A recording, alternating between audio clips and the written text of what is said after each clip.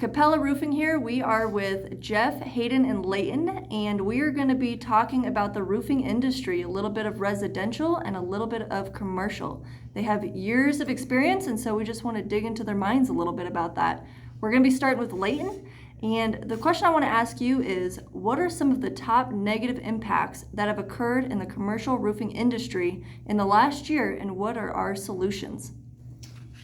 I'd say the number one top negative impact we've had with commercial roofing system is the material shortage. Right now, any of our larger projects, we're looking at 6 months to a year to get the roof replacement materials in. Some of the solutions we have for that are getting up there, doing repairs and seal coats, accompanied with a maintenance program, can actually achieve the same objective as a roof replacement and extend the life of that roof by many years. Absolutely. Yeah, definitely supply chains is a big negative last year. It's affecting all of us. Well, and then that coupled with, I think, too, because manufacturers are so worried about shorting their current clients, getting vetted and onboarded for specific roofing systems has become more difficult, just because I know they're trying to make sure their current clients are well handled and supplied appropriately. Okay, awesome. Great. Did you guys want to add anything else on that? I mean, always pricing.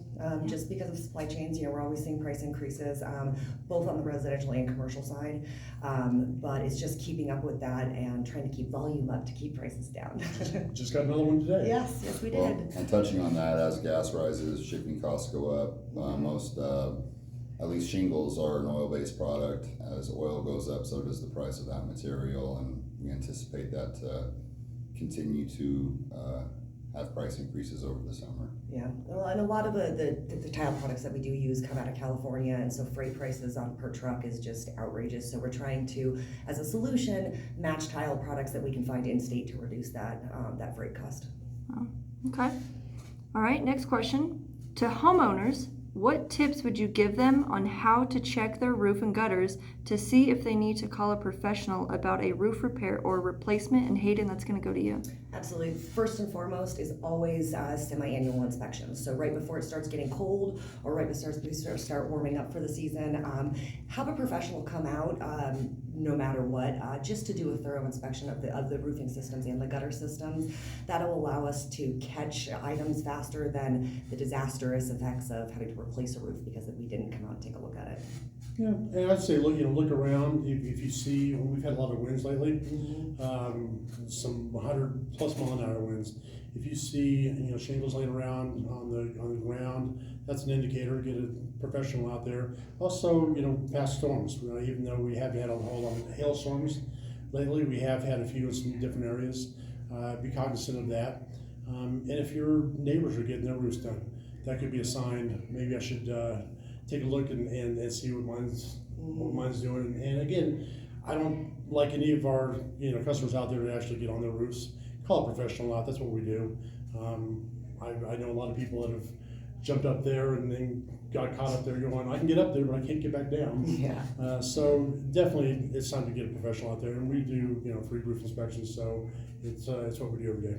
Absolutely. I'd also take a look at the collateral damage. So if you're seeing problems to maybe the siding lifting or your windows maybe looking at some leaking or fogging, that may be a sign that an evaluation of the house and being a roofing system and the gutters also need to be looked at as well.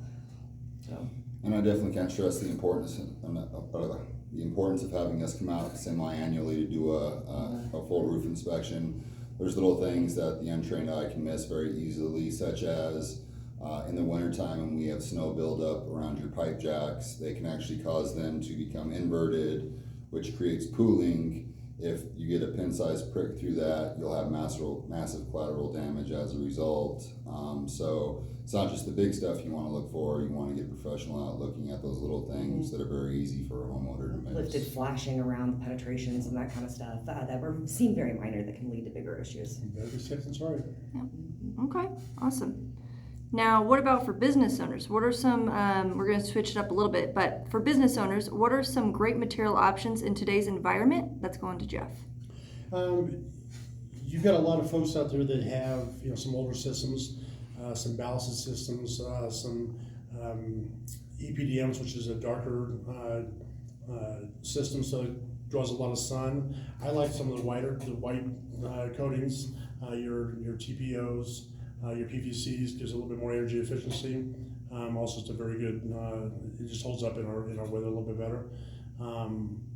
But that's, again, you've got a lot of business owners out there that don't have any idea what their roofs are looking like. It used to be the old days that you'd have to worry about replacing your roof. Mother Nature would come along, dump a lot of hail, but now we're not getting as much hail, so things are actually wearing out. The sun here in Colorado is very intense. The winds are very intense, so there's a lot of damage that can be done to that. So there's a lot of good systems out there. A lot of folks don't have the type of money to go ahead and replace their roofs, and you can do some clear coats. I know Layton does a lot of clear coating with some of his folks as well. That could be a temporary solution. It's not a full-blown solution, but definitely a good solution for some folks. I think also knowing the needs of the business is going to be really important. So for instance, if you're running a restaurant per se in a retail center, you're going to want a PVC roofing system up there because it's going to be more beneficial for grease traps and everything that exudes from a restaurant. Whereas if you're up in a higher elevation, you're going to get lots of snowfall. You may be wanting to look at a metal roofing system, so it will try to eliminate that snow load as much as possible. And I think to add to that, another important thing for commercial owners is maintenance programs.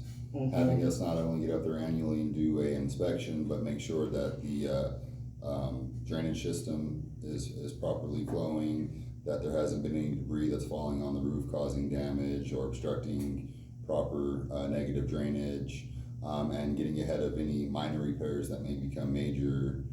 Having us up there annually looking at that with the maintenance program will head off a lot of collateral damage with your current roofing system. Okay, awesome. Now, for homeowners, what are some great material options? And this is including the drier climates as well as the climates with maybe a little bit more moisture. It's gonna go to Hayden. I'm sorry, repeat the question for me. So just, we're talking about climate in overall? We're talking about for homeowners specifically. Okay. What are some great material options for, homeowners that are in drier climates like Colorado, Sure. but maybe they're in other climates in other states because you guys have worked in other states that have maybe more moisture. Is there a difference in material? A tile is going to be something that you're going to want to see in the drier elements, just because they are so porous, that they're really protecting the underlayment there, and so we're getting a chance to see the life expectancy for a homeowner in drier climates like that. The Arizonas, Texas, New Mexico, all that kind of good stuff. In the climate that we're seeing here, that's a little bit moist and we get more weather throughout the year, you're going to want to be sticking with either a class 3 or a class 4 shingle, because they do become more storm impact resistant, which will again extend the life of that roofing system, so water penetrations are less likely. For some homeowners, HOA dictates kind of what we can do and what we can't do up there. A lot of homeowners associations just will require a 30-year dimensional shingle. When you have that, you want to make sure your roof is vented properly. Understanding that you should have, what is the minimum, three vents per square for 300. And because you've got a hot and cold zone in your attic, you want to make sure that is breathing properly to keep it hot when it's supposed to be hot and cold when it's supposed to be cold, so it's not going down. And it also prolongs the life expectancy of the shingle. So proper installation of any product that we do is key. Okay. Absolutely. So we're actually going to move on to the last question, and I want to hear from all of you. We'll start with Layden, but the question is, what is the most important thing you've learned while being in the roofing industry? Good question. The most important thing I've learned while being in the roofing industry, that's an interesting one, I think, is learning how to identify damage properly and provide the correct course of action, whether that be a repair or replacement, but knowing what you're looking at, what the damage is, what it's caused by, if it's something that can be claimed through insurance, or if that's a cost the homeowner is going to have to absorb at some point, and then being able to vet how many years that current system has left before they will see collateral damage with the system they currently have up. I think the most important thing that I've learned, whether on the commercial side or my residential homeowners, is making sure that I am communicating and maintaining the most positive and productive relationship that I can. So keeping them informed of problems, making sure that we are not only finding evidence of damage if we do, but being able to properly explain it so we can come up with the best solution and they're comfortable with the choices that we're making moving forward. I would say communication is key, but probably one of the most important things I've learned is be honest. You've got too many people in this industry that just aren't honest. You either have damage or you don't have damage. Don't try to make it up. Don't try to play with the numbers. It is what it is. Be honest with your assessment. Be honest with your owners, and if you need help them, and supply good service to them and do the job right, do it to code. Absolutely. Well, I really appreciate your guys' time, and that's all for today.